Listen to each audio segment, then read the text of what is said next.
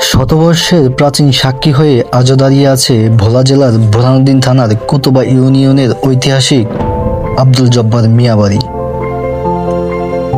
শুধু একটি বাড়ি নয়, এটি এক পরিবারের ইতিহাস, এক সমাজের ঐতিহ্য আর প্রজন্মের পর প্রজন্ম ধরে বয়ে আসা স্মৃতির ভাণ্ডার।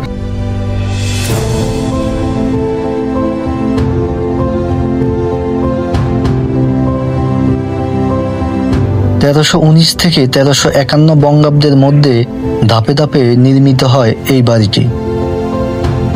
ইট, সুরকি, চুন আর সেগুন কাঠের মজবুত সমন্বয়ে গড়ে ওঠা এই স্থাপনাটির দেয়ালের পুরুত্ব প্রায় 30 ইঞ্চি। সময় যতই পেরিয়েছে এই বাড়ি ততই হয়ে উঠেছে অতীত দিনের নীরব সাক্ষী।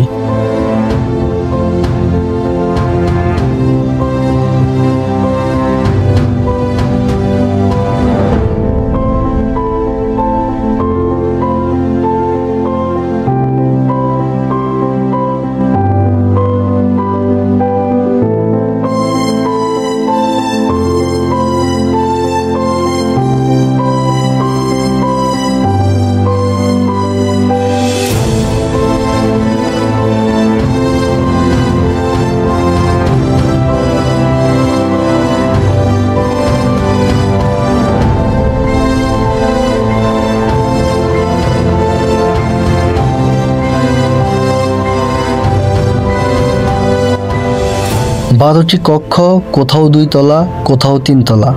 প্রতিটি ঘরে যেন আলাদা এক ইতিহাস।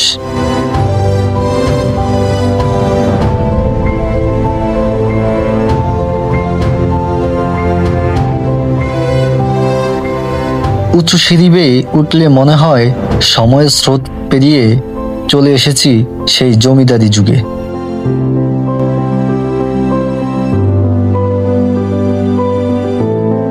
এই বাড়ির সবচেয়ে গুরুত্বপূর্ণ অংশ ছিল বৈঠকখানা। এখানে বসেই আব্দুল জব্বার মিয়া শুনতেন প্রজাদের অভিযোগ, নিতেন সামাজিক ও প্রশাসনিক সিদ্ধান্ত। চারপাশে বসে থাকতো মানুষ, মাথার উপর ঝুলত টানা পাকা। সেই দিনের দৃশ্য আজও কল্পনায় ভেসে ওঠে।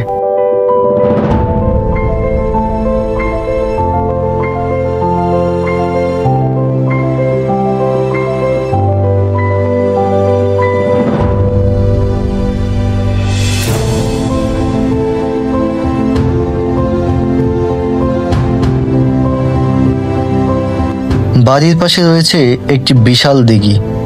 গ্রামের মানুষজন এক সময় এখান থেকেই নিতেন পানীয় জল। আজও বিকেলের শেষ রোদ যখন দিঘির জলে জলমল করে ওঠে, তখন মনে হয় এই দৃশ্য যেন এক জীবন্ত ছবি।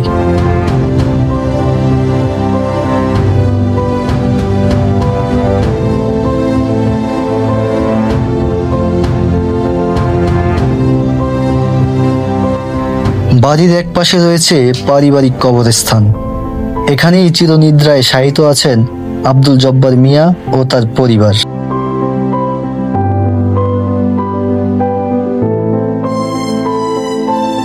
এই নীরব কবরগুলো আমাদের মনে করিয়ে দেয় মানুষ চলে যায়, কিন্তু তার কাজ আর উত্তরাধিকার চিরকাল থেকে যায়।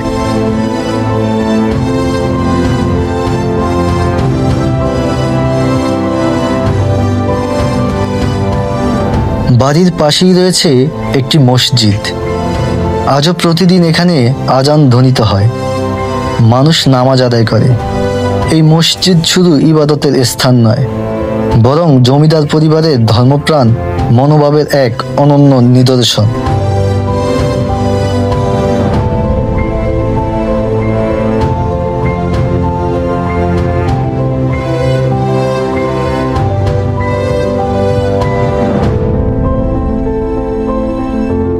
আব্দুল জব্বার মিয়া ছিলেন শুধু জমিদার নন, তিনি ছিলেন একজন সমাজসেবক, একজন শিক্ষানুরাগী। তার ওয়াকফকৃত জমিতেই প্রতিষ্ঠিত হয় আব্দুল জব্বার সরকারি কলেজ। আজও সেই কলেজ আলোকিত করেছে অসংখ্য তরুণ তরুণীর জীবন, ছড়িয়ে দিচ্ছে জ্ঞানের আলো।